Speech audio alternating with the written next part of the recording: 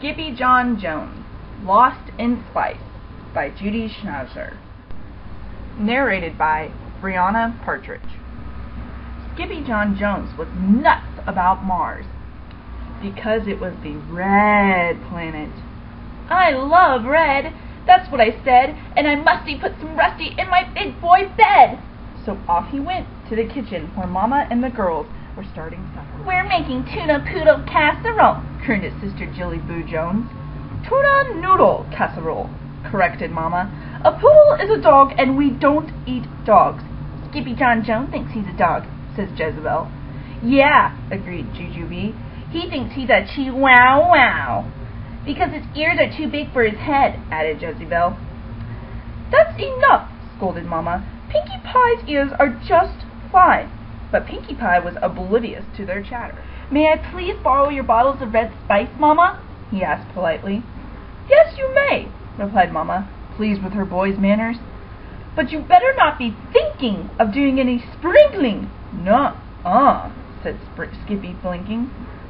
Or tasting, or pasting, or wasting, if you know what's good for you, she added. Well, Skippy John Jones always knew what was good for him, and that was bouncing and pouncing and rocketing in the rusty red dust. Oh, I'm Skippy John Jones, and I'm big in a race to be the first dog to bounce into space. Then a bit of the spice tickled his nose, and joy! The kitty boy sneezed. Holy hot tamales! Exclaimed Skippy John Jones as he shot past his reflection. What's up with that doggy in the mirror? Then, using his very best Spanish accent, he said, You are not a Siamese cat, dude. You are a wicked red chihuahua. And quicker than you can say Chummy Jacks on Jupiter, the kitty boy found his mask and cape and mirror, a marble, and a sock monkey. He stuffed these and a few other things into his spacesuit while he sang in a moi soft voice. My name is Skippy Fresquito, and I think there are Martian burritos. Some say they're green creatures, share all my features. I hope it's just not fabulitos. Back in the kitchen, the girls were being a big help to Mama Junebug Jones. I love noodles, declared Jilly Bee. Noodles are silly, said Jezebel. That's because they're nude, said Jujubee. They're not nude, said Jilly Boo, giggling. They're naked, and she tossed one up onto the ceiling, where it stuck. But Skippy John Jones wasn't stuck at all. He was suited up and ready for liftoff. The astronaut Ito took one small step into his closet for Chihuahua, and one giant leap into the universe for lost chimichangos. He was well into his orbit when a comet covered in crazies cruised by. Who goes there? hollered Skippito. Martian, came the answer. Martian who?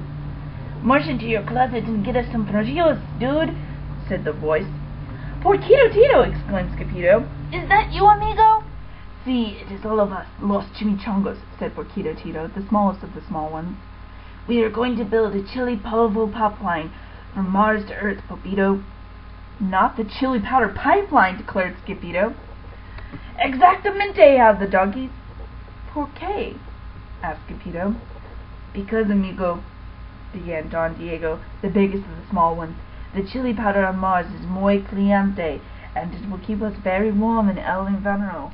The cuckoo comet and the kitty boy made it to Mars with a soft landing. Oh, sighed Don Diego. That felt marvelous. Then he turned to glance at Skippito. No offense, Coco, but why the suit? De la naive? asked Don Diego. It's not a snowsuit, declared Skippito. It's a spacesuit. Dude, you don't need a spacesuit up here, said Porquito Tito. You need a spice suit.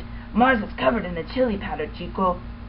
This made the Perisco Loco and the Rojo singing. Chili roo, chili ree, chili rito. It's a wag of the tail for Skippito. For there's nothing as nice as all rolled in hot spice in the light of the Martian mojitos. But a roll in the Rojo should have been a no-no, because quicker than you can say, monkeys making meatballs, Skippito rolled and rolled and rolled in the opposite direction from his pipeline for Cheetos. Whew, said Skippito, panting. You boys are right. The Spice Ito is hot!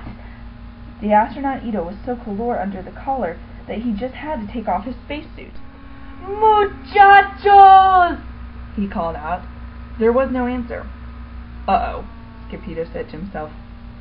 I'm lost in space. But the astronaut Ito did not panic. He grabbed his binoculars and climbed up onto a roca, and then that's when he saw it. Holy green gorilla, gulped Scipio. It's a Martian Ito! The Puchito pounced just a whisker away from the unearthly creature. Dude, your ears are too big for your head. Your ears are too big for your head. Your head is too big for your body. Your head is too big for your body. You are not a Martian. You are not a Martian. No, I know I'm not a Martian, dude, said Scipio. I am a Chihuahua, just like you. To prove his point, Scipio ran back to his spacesuit and pulled out the little Rojo mirror he had packed.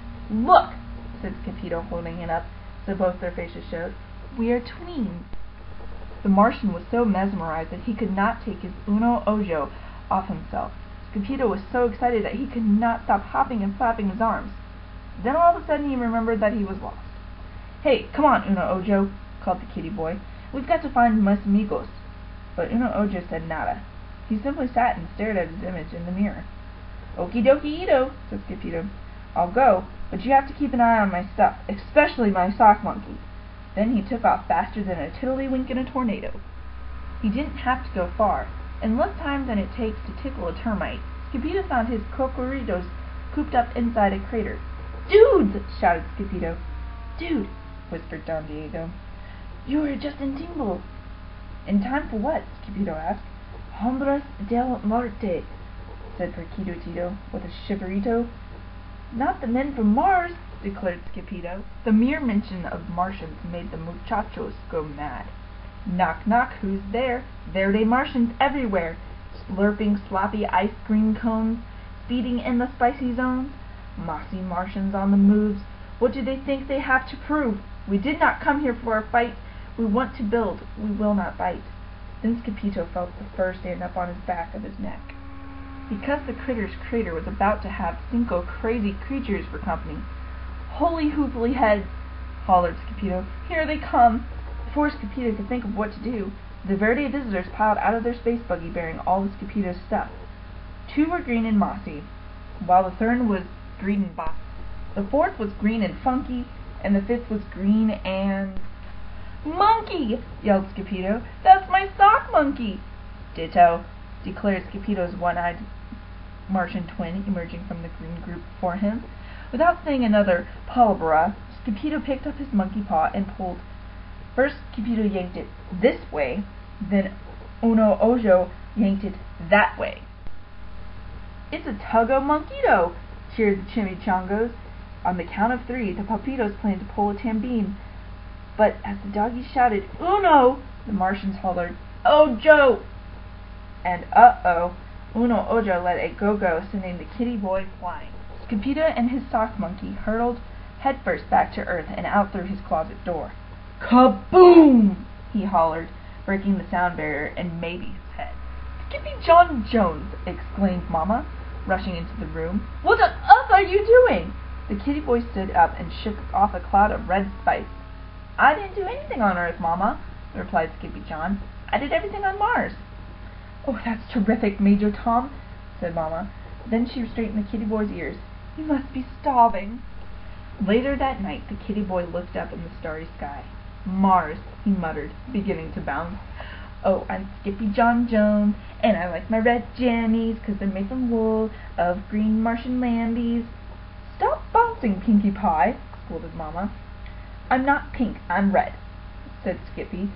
It's over, Red Rover, said Mama. Just go to sleep. And that's exactly what he did. The end. If you like Skippy John Jones, you can follow many of his other adventures. Just go to your local library. Check them out.